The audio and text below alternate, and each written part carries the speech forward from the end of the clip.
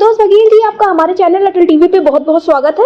संतोष बघेल जी, जैसा कि देखने को मिल रहा है कि लंबे समय से जो टेट प्रकरण है वो एक ज्वलंत मुद्दा बना हुआ है। लगातार शिक्षकों के द्वारा तमाम तरह के कार्यक्रम किए जा रहे हैं। देखने को मिला ज्ञापन पत्र सौंपने का भी कार्यक्रम हो और अब पुनर्विचार याचिका को लेकर लगातार तमाम तरह के सवाल खड़े हो रहे थे। इस वक्त पर संगठन की तरफ से क्या कुछ रणनीति बनाई जा रही है और संगठन इसको किस तरह से देख रहा है?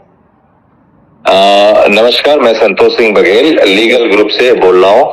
और जिस समय ये 1 सितंबर 2025 को अव्यवहारिक आदेश आया, जिसमें मैं कहूंगा कि जो मुख्य रिस्पोंडेंट थे अंजुमन और महाराष्ट्र के, जो पूरी तरीके से ये निर्णय जो है कि वो ज्यूरिसडिक्शन के बाहर चला गया, जो न्यायाधिकरण क्षेत्र होता है उसके बाहर चला गया, जिसमें हम पार्टी भी नहीं थे, सिर्फ उसमें पदोन्नति का मामला था और धार्मिक संस्थाओं के लिए टेट की छूट से का मामला था। और वो भारत के 25 लाख शिक्षकों को प्रभावित करने वाला अव्यवहारिक आदेश आया, जो बिल्कुल हम पहले दिन से इसका विरोध कर रहे हैं। हम इस संबंध में हमारी याचिका भी दायर हो चुकी है। अब इस निर्णय के बारे में देखते हैं कि ये निर्णय पूरी तरीके से डेविएटेड फॉर्म ऑफ जजमेंट है, इसको मैं जस्टिस नहीं कहूंगा। I don't suppose that it's somehow justice, it's only judgment. ये जजमेंट एक डेविएटेड फॉर्म से हुआ है, जहां पे एक परसेप्शन हो गया कि जो नॉन टेट टीचर है वो टेट टीचर के कंपैरेटिवली अनट्रेंड माना गया, जो परसेप्शन बना बेंच का चाहे मैनेजर साहब का।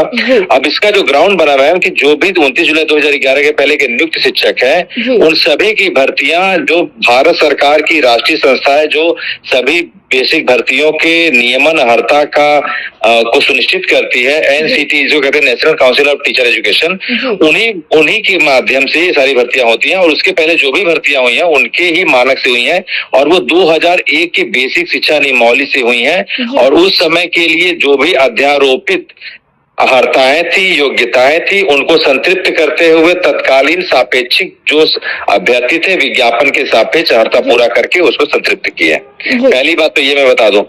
और कोई भी भर्ती किसी भी तरीके से निरपेक्ष नहीं होती, वो एब्सोल्यूट नहीं होती। वो उसके जो भी आप जानते हैं कि एलिजिबिलिटी क्राइटेरिया चेंज होता रहता है। पहले सन 70 में इंटर था, उसके बाद बीए हुआ, फिर बीटीसी हुआ, अब टेट आया। अब इसमें जो फॉर्म बना कि ये किस तरीके से माना गया, जब एनसीटी अपने चार्टर में पैरा 4 पैरा 5 में हमारे लिए 29 जुलाई 2011 पहले नियुक्त या विज्ञापित पदों पर बाद में नियुक्त शिक्षकों के लिए पूरी तरीके से छूट देने की बात स्वीकार कर रही है। और उस समय 5 साल 8 महीने में जब ये केस चला, किसी भी तरीके की सरकार से पैरोकारी नहीं हुई, लचर वकालत हुई, जिससे ये इस तरीके का व्यवहारिक आदेश हमारे बीच एक बम की तरफ उठा। और इसमें देश के 25 लाख सरकारी और मैं कहूंगा 9.8 मिलियन 98 लाख अगर केंद्रीय विद्यालय या रेप्यूटेड प्राइवेट इंस्टीट्यूट की बात करेंगे तो इतने शिक्षक प्रभावित हो चुके हैं। और इसके लिए हमारी टीम लगी हुई है, लीगल टीम इसमें पूरे भारत में टेट संघर्ष के लिए सबसे बड़ी टीम बन के उभरी है, जिसमें 5000 से अधिक मास्टर जुट गए हैं। और हम लोग इस अव्यवहारिक आदेश के खिलाफ हमने अभिषेक मनु सिंघवी जी को असाइन भी किया है एज ए आर्ग्यूइंग काउंसिल। वो हमारी प्लीड करेंगे। और अभी तक जो है 33 review petition has been filed so far. उसमें कुछ में डिफेक्ट्स है, कुछ में अपडेशन की अभी बातें चल रही हैं। तो ये संभावना है कि फरवरी तक उसकी बात होगी और हम अपने पक्ष को मजबूती से रखेंगे। पहला तो ये भूत लक्ष्य रेट्रोस्पेक्टिव आदेश है। दूसरा, हम कार्य एग्जाम्पशन को लेकर कोई एफिडेविशन एनसीटी ने सबमिट नहीं किया था।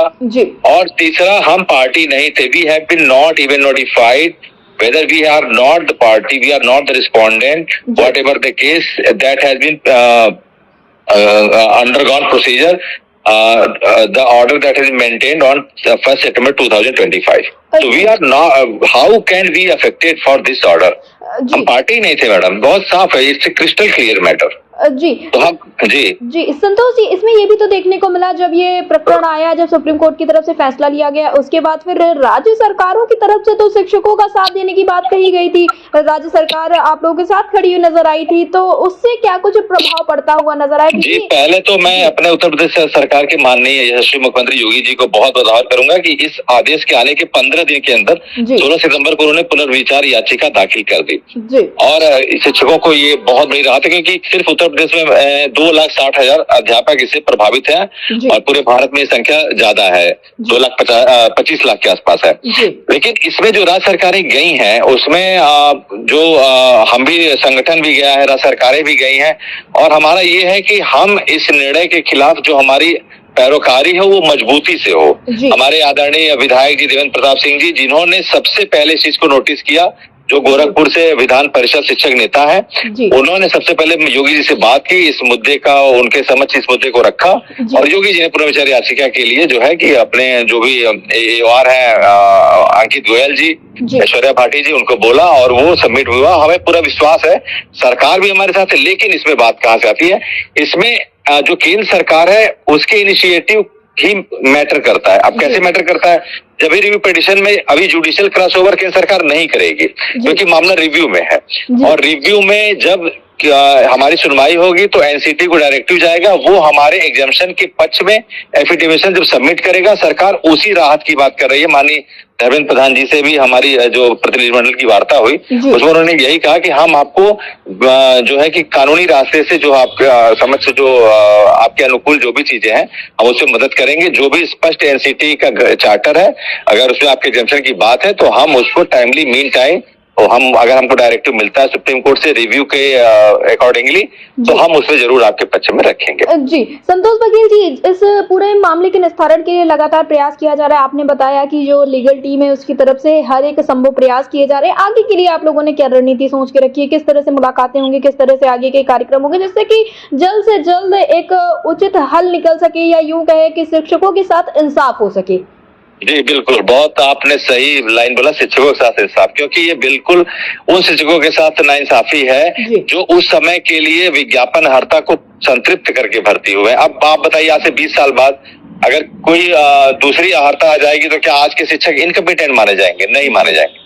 हमारी लड़ाई सिर्फ इस अव्यावहारिक आदेश की इसलिए है कि कोई भी चीज, कोई भी क्राइटेरिया एब्सोल्यूट नहीं होता है, और टेट को एनसीटी ने सिर्फ एलिजिबिलिटी माना है, उसको क्वालिफिकेशन नहीं माना है। एनसीटी को ये क्लियर आउट करना पड़ेगा।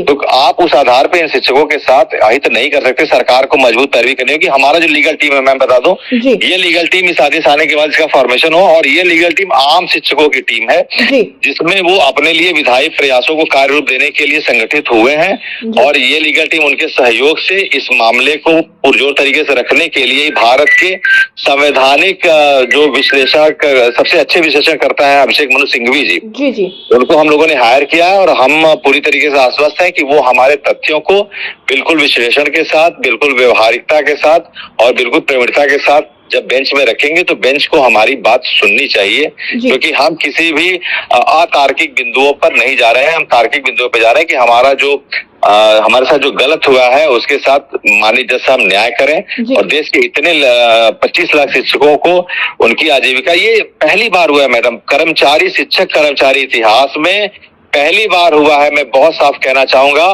कि सर्वाइवल ऑफ द सर्विस के लिए कोई भी इस तरह का आदेश नहीं आया कि 2 साल में आप पास नहीं करेंगे तो यू विल बी फायर्ड। ये कभी नहीं हुआ है। जितने भी सरकारी एग्जाम होते हैं वो प्रमोशन के लिए होता है, या फिर आदेश होते हैं, या फिर कोई इंसेंटिव के लिए।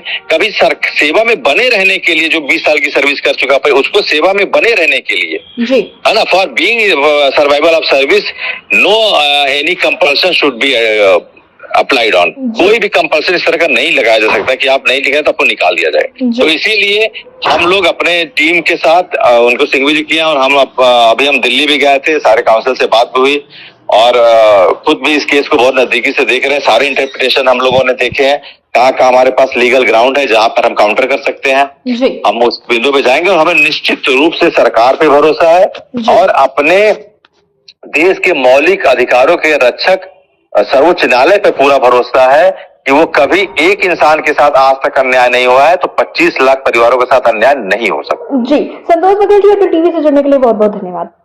नमस्कार।